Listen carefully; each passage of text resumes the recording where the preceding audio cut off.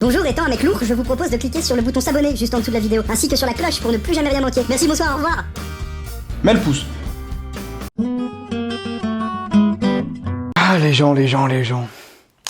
Je crois bien qu'on est reparti pour une nouvelle vidéo de science. Eh bien sache que je ne te remercie pas, Evan Red qui s'affiche juste ici.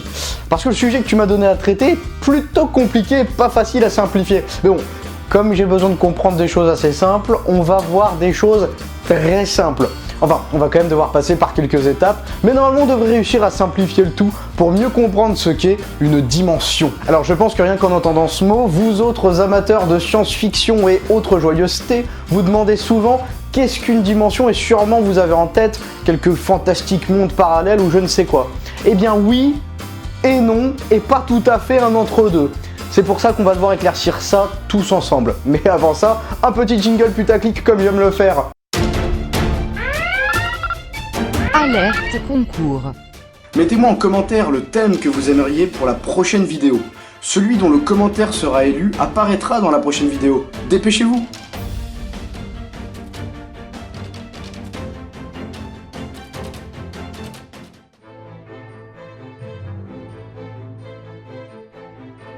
Alors tout d'abord, il faut bien comprendre ce qu'est une dimension au sens strict du terme. Les dimensions sont en fait les variables qui servent à définir un état. Ne t'en va pas tout de suite! Je suis sûr qu'on peut démêler ça ensemble. Je vais t'expliquer ça simplement. Par exemple, si tu achètes un aquarium pour y mettre des poissons ou autre fumage indigène, eh bien cet aquarium va avoir des dimensions. Comme tu peux le voir sur cette image, on a la longueur, la hauteur, et la profondeur. Alors oui, parfois les dimensions se définissent par d'autres termes, mais pour plus de simplicité, on va plutôt garder hauteur, longueur, largeur, simplement. Et tout objet possède ces trois dimensions dans un univers en trois dimensions. Après, plus l'objet est simple visuellement, moins il aura de dimensions. Si tu prends un fil par exemple, un simple fil, un simple trait, qui donc, si tu le vois visuellement comme ça, il n'a pas de largeur. Il n'a pas non plus de hauteur, il a juste une longueur. Donc là, c'est un objet à une seule dimension. Est-ce que tu vois où je veux en venir? De la même façon, pour situer un objet quelque part, sur la planète ou n'importe où, tu as besoin de ces mêmes trois dimensions. En effet, pour situer un objet quelque part sur Terre, tu as besoin de savoir son altitude, donc la hauteur, et tu as besoin de deux autres lignes qui se croisent, qui représenteraient donc la fameuse longueur en distance, et puis la largeur qui partirait de l'autre côté en distance, qui donc couperait au point où se trouve l'objet, et au niveau aussi de la ligne de hauteur. Ce sont donc les trois dimensions que l'on utilise partout, à la fois pour définir un objet, mais aussi pour savoir sa position dans l'espace. Et ce n'est pas simplement un état que nous avons constaté, c'est juste notre monde qui est constitué de cette façon. Alors Einstein a découvert une quatrième dimension. La quatrième dimension n'est nulle autre que le temps.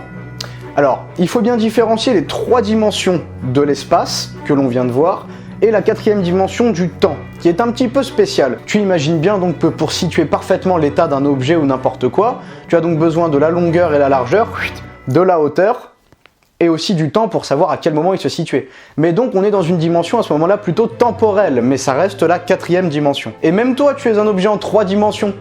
Même 4 dimensions, toujours on prend en compte le temps. Par exemple, là derrière ton ordinateur, il est 4h du matin, parce que je sais que tu as encore fait n'importe quoi la soirée dernière. Donc il est 4h du matin, ça c'est ta situation temporelle, donc la quatrième dimension. Ensuite on est d'accord, tu as une hauteur, c'est là où tu te situes par rapport au sol, généralement tu as les pieds cloués par terre, on est d'accord. Donc on va dire que tu es au sol, ça c'est ta hauteur. Tu as aussi donc une longueur, de là à là, et une largeur, qu'on pourrait estimer donc de ton ventre jusqu'à ton dos.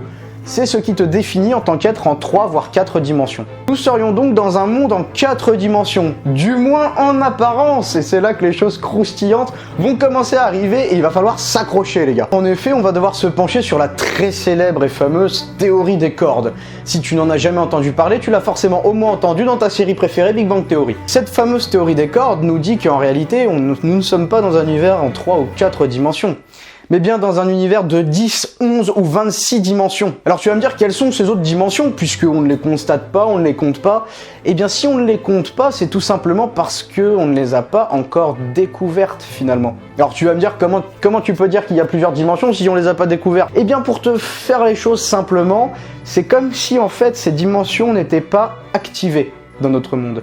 C'est-à-dire que ces dimensions seraient, pour faire simple, repliées, enroulées sur elles-mêmes, et attendrait d'être déplié pour s'exprimer. Je vais essayer de t'imager ça. Pour te dire avant tout, les scientifiques essayent justement, enfin réfléchissent à déplier au moins une de ces dimensions pour la découvrir.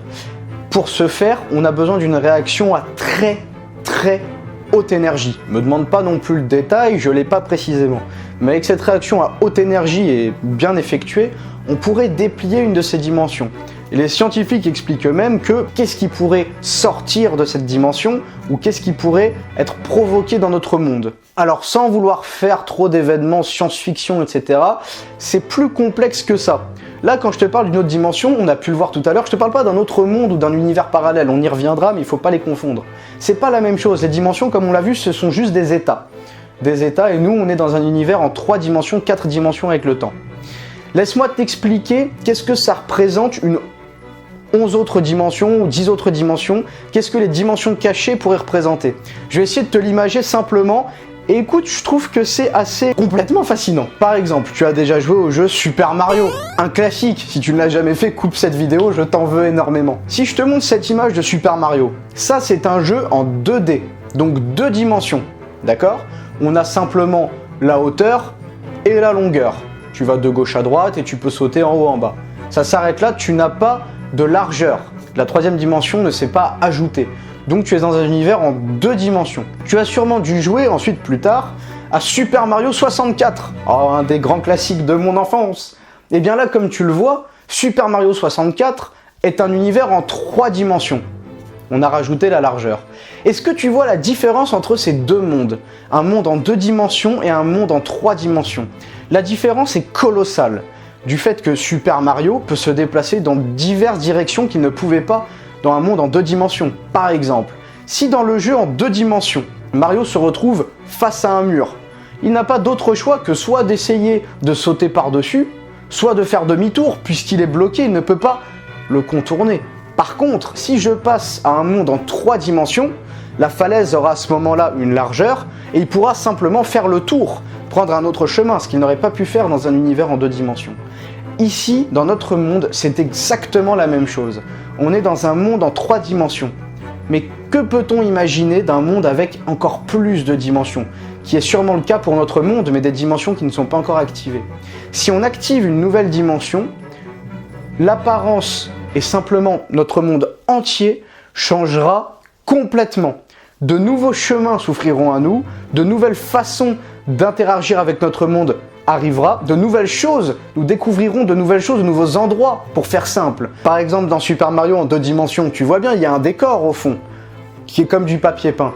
Et bien, Super Mario ne peut pas y aller, puisqu'il ne peut pas se diriger dans une autre direction, puisqu'il est bloqué dans un univers en 2 dimensions sans s'en rendre compte. Mais si on passe en 3 dimensions, il pourra aller courir au fin fond de ces paysages, afin de les découvrir. Et bien nous, c'est la même chose. On a plus de facilité à comprendre le passage entre la 2e dimension et la 3e dimension parce qu'elle nous est familière. Mais toutes les autres dimensions, c'est un concept complètement inconnu pour nous de ce qui se passerait, mais c'est exactement le même principe. Et c'est justement pour ça qu'il y a beaucoup d'émissions ou dans de nombreux films, on confond dimension et monde parallèle. Pourquoi? Parce que par contre, les dimensions pourraient être, un couloir à un autre monde, à un univers parallèle. Pourquoi? Parce que simplement, comme je te le disais, une nouvelle dimension offrirait une nouvelle conception de notre monde complètement nouvelle et finalement quelque part de nouveaux chemins. Alors comment représenter ces chemins? Ça, mystère. Mais ces chemins pourraient très bien, par exemple, conduire à un autre monde. Une dimension, je ne sais pas la combientième, pourrait en effet apporter la direction de notre monde à un autre. Le fait que les dimensions soient des autres mondes, ça c'est faux. Les dimensions, c'est juste un état. Les dimensions définissent un état et ça s'arrête là. Est-ce que tu comprends bien les enjeux? Ça veut dire que notre monde serait, selon la théorie des cordes, peut-être rempli de 26 dimensions, pas supplémentaires, mais du coup on va dire donc 23 dimensions supplémentaires, et ces dimensions seraient repliées, entourées sur elles-mêmes. Et là, c'est là où tout le mystère réside de qu'est-ce qui se passerait si on activait une de ces dimensions. En découvrant ces nouvelles dimensions, notre monde entier peut changer. Donc tu l'as bien compris, notre monde est peut-être simplement un croquis de ce qu'il devrait être. Est-ce que tu comprends ce que je veux dire par cette idée de croquis? C'est simplement une ébauche finalement d'un dessin qui n'est pas encore réalisé. Par exemple, si je te fais un croquis d'un personnage et que demain je te le fais en film d'animation, on est d'accord que si je te le fais en film d'animation, on y verra clairement plus clair de la gueule de ce personnage. Et bah là c'est pareil, peut-être que notre monde n'est encore qu'à l'étape de croquis, et qu'à l'évolution ou à l'activation de ces dimensions, ce dessin prendra encore plus vie. On n'a aucune idée de ce que représente un monde qui a plus de 3 dimensions spatiales. C'est pour ça que c'est encore très curieux pour nous. Je te donne encore une dernière image pour voir et visualiser un petit peu mieux cette histoire des dimensions. Pour voir ce qui se passe quand on déplie une dimension. Prends par exemple un câble, mets-le très loin de toi, très loin de toi, très loin de toi, très loin de toi, et va-t'en. Là tu t'arrêtes et tu regardes ce câble. De la distance à laquelle tu es, tu verras simplement un fil, on est d'accord? Tu verras un fil à une seule dimension, puisque ça sera juste un fil, donc une suite de points, donc il sera juste à une seule dimension. Ensuite, rapproche-toi plus près, et là, tiens, tu verras que il grossit un peu à ta vue. Deuxième dimension, une largeur s'est créée. Et approche-toi encore un peu, manipule le fil, et là, tu verras qu'il a une profondeur. De l'autre côté, il a une épaisseur. Du coup, là, on passera à la 3e dimension. Pour m'expliquer clairement, donc tu verras ce fil de près, qui à la fois aura une longueur, une largeur et, vu sa circularité, une profondeur. C'est-à-dire si tu plantes un couteau dedans, il y a de la matière. Tu vois ce que je veux dire? C'est un peu comme ça le principe du dépliement des dimensions. Plus tu découvres une dimension, plus le monde se complexifie. Avant de finir cette vidéo, il faut que je t'explique aussi la chose qui a mis en évidence l'existence de ces autres dimensions, notamment via la théorie des cordes. Il y a une chose évidente qui a mis en relation et qui a mis à jour l'existence d'autres dimensions. Une chose qu'on vit tous les jours, mais on ne s'en rend même plus compte.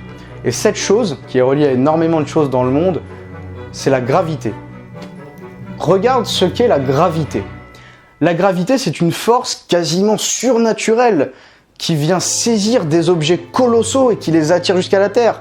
C'est cette force qui empêche la Lune de s'enfuir de notre orbite. Cette force continue à attirer la Lune. Donc c'est une force colossale. Et nous, on est où? On est sur Terre. Et on a cette force colossale qui s'applique sur nous. Tu la ressens beaucoup? Alors tu vas me dire, oui, mais écoute, on est quand même, on peut pas s'envoler, du coup, c'est-à-dire qu'il y a la gravité. D'accord. Donc, on est bien aimanté au sol, je suis d'accord.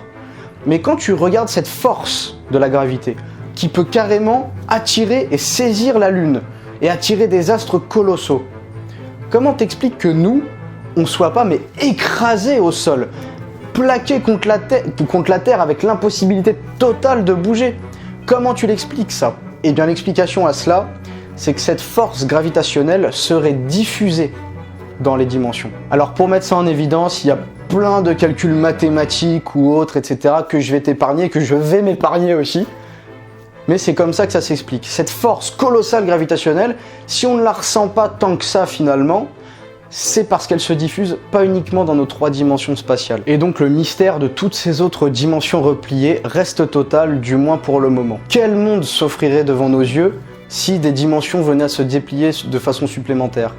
Quel monde verrions-nous? Comment pourrions-nous interagir avec ce monde à nouveau? Qu'est-ce qui apparaîtrait? Tout se modifierait, tout changerait. Qu'est-ce que ça donnerait? Moi je trouve ça fascinant, c'est absolument fascinant. Je te laisse mettre en commentaire ce que tu penses que ça donnerait d'ailleurs.